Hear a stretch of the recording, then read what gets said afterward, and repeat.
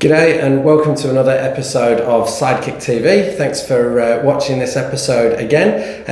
Today is actually going to be our first series of Life Education Trust videos. So I'm thrilled to be joined today by a mate of mine, Richard Currie, who runs TMC Trailers, who supports the Life Education Trust. And TMC Trailers is a third generation business, and I thought there was a lot of really good content that we could cover off today. So Richard, I'll let you kind of introduce a little bit about the business. Yeah, cool. No, thanks, Rick. So as Rick mentioned, we're heavy transport engineers. So we manufacture truck trailers and bodies and repairs and servicing on them also.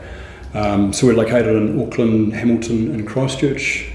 Third generation, so my grandfather started the company in 1948 after being in the Second World War, based in Bougainville. So he saw the American trailers and copied them pretty much and brought them to New Zealand. So, yeah, fantastic. No, good story. Awesome. Yeah. And tell me, so you guys have supported the Life Education Trust for a while. Can you tell me a bit about why you support them? Yeah, I guess personally, I remember back in the day, many years ago, going through the classrooms and being educated on the right things to do. And I guess this day and age with our children, it's a lot harder now than it was for us. There's a lot more devices around and the accessibility of them as well.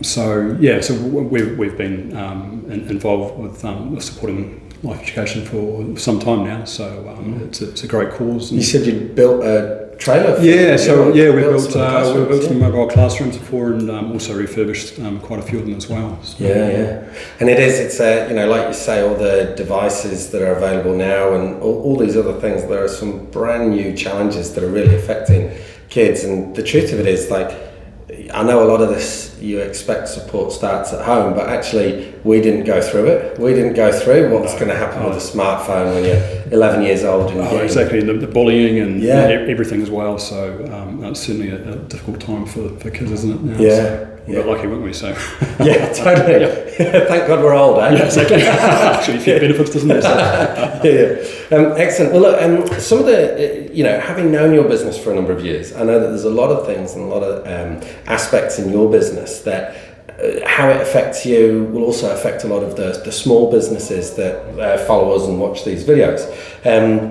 One thing in particular, and we've had a discussion about this over a beer or a coffee in the past, and we were talking about supply chain issues, and I know some of these things have affected your business in the last year or so. So I was just wondering, could you explain to us a bit? You'd mentioned to me in the past about axles, but what's happened to your business post COVID, and certainly in that procurement area? Yeah, right. So 6 months ago, we started noticing the effects of COVID with factories in Europe being shut down. Lead time increasing and lack of supply as well on parts. So we were particularly affected with axles. So it's one of the main components in a trailer. So we had maybe a dozen trailers stopped on our production line. We couldn't progress through any of the departments for weeks while we waited for axles. So it really hurt us. But every day we're hearing about more and more material shortages. And having to revert to other options or even wait for the parts as well. So it's a particularly difficult time, as well as the price increases. Freight's tripled in some cases, and as well as material pricing. It's steel's gone up 50-60% already, and then in a year. In a year, yes, or less than a year. So significant increases in price. So it makes it difficult. A lot of our products are quoted, so we're feeling in the pocket anyway. But it's certainly challenging times. But because it's quite hard, isn't it, to pass on that change in price that you're experiencing when your logistics company's ordered a trailer from you. They expect it to arrive at that spec at that price. Oh, exactly. So, thankfully, all of our customers have been pretty supportive and they understand the issues. So they've been working with us, but it affects everything. There's not many things that don't arrive on a truck these days. So everything you buy is affected by this, and lead times go up, and people just wait longer for things. So and they cost more. Yeah. Now, as we've been talking about this, over the last few months, by the sounds of it, you dived in as early as you possibly could when you knew there was a real issue, and essentially you told me you'd almost forward bought, hadn't you? You'd planned, you know, you're thinking that this is not going to fix itself overnight, so let's... No, so the critical components, we've increased our stock holdings of those. So we're pretty tight on space here now due to everything we're holding, but it had to be done really, just we couldn't afford to not have the equipment we need to manufacture the trailers. And how does that enable you now to, you know, that competitive nature, that competitive arena that you're in, has that been a big advantage for you? Well, it has been. It keeps us moving, so it reduces the downtime. Downtime's a killer. It has certainly helped things. So that takes me on to, you know, the last thing then is there's a lot of small businesses that I believe are starting to be affected by this knock-on effect. They don't have the stuff that they need to sell. What would be your advice to those small businesses that are starting to face these kind of challenges for the first time? It really just having a close relationship with your suppliers, that's key. Understanding their business, their pain points they're experiencing, and just keeping in touch with them.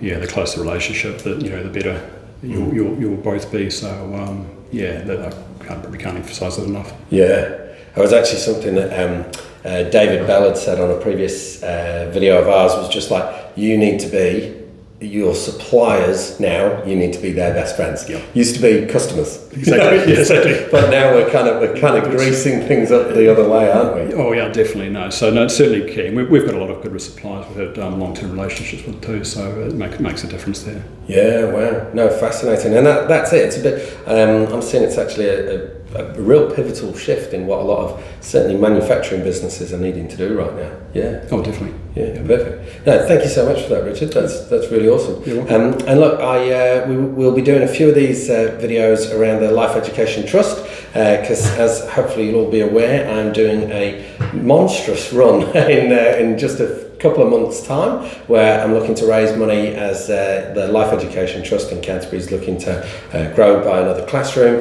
and also help and get out to a lot more schools. So I'll post a link in here if you'd like to support the cause. That'd be great, and thank you very much for watching again. Cheers.